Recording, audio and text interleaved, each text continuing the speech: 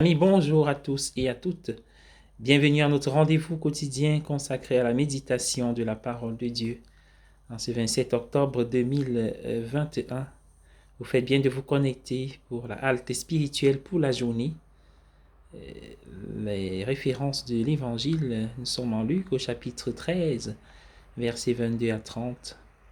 Il est clair dès la première lecture de ce jour que cette lettre aux Éphésiens accepte l'institution de l'esclavage comme une évidence. L'esclavage était si endémique dans ce monde qu'il aurait été difficile d'imaginer une société sans elle. Cependant, Paul cherche à humaniser cette institution, insistant sur le fait que maîtres et esclaves doivent se traiter mutuellement avec un profond respect et une loyauté sincère.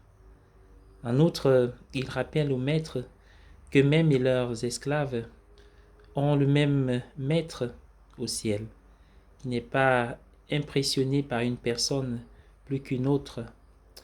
Ceux qui sont les maîtres dans cette vie sont des esclaves du Christ, tout comme le sont leurs esclaves.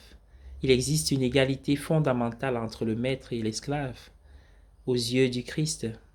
Dans la lecture de l'Évangile, Jésus invite ses auditeurs à s'efforcer d'entrer par la porte étroite. Cette exhortation s'adresse en fait à tous, quelle que soit leur place dans l'échelle sociale. Il ne s'agit pas d'une porte et d'un escalier pour les esclaves et d'une autre porte et d'un escalier différent pour les plus grands, pour les maîtres. Tous, esclaves et hommes libres, juifs et grecs, hommes et femmes, doivent entrer par la même porte. Dans l'évangile de Jean, Jésus s'identifie comme la porte de la plénitude de vie. La porte est peut-être étroite, mais au-delà, il y a de merveilleux pâturages verts. Ou pour reprendre l'image de la lecture de l'évangile, au-delà, il y a un merveilleux banquet auquel nous sommes conviés, les gens des quatre coins du monde. Tous peuvent être des invités sur un pied d'égalité au festin du royaume de Dieu.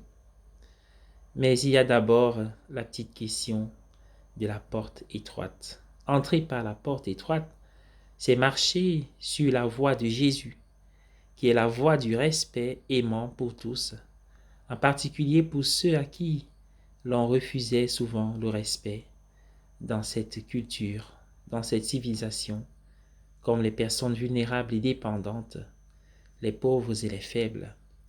Tous ceux qui franchissent cette porte étroite de respect aimant doivent avoir du respect aimant pour tous les autres, et tous ensemble devront faire l'expérience de la plénitude de l'amour du Seigneur. Bonne journée à tous et à chacun. Soyez bénis.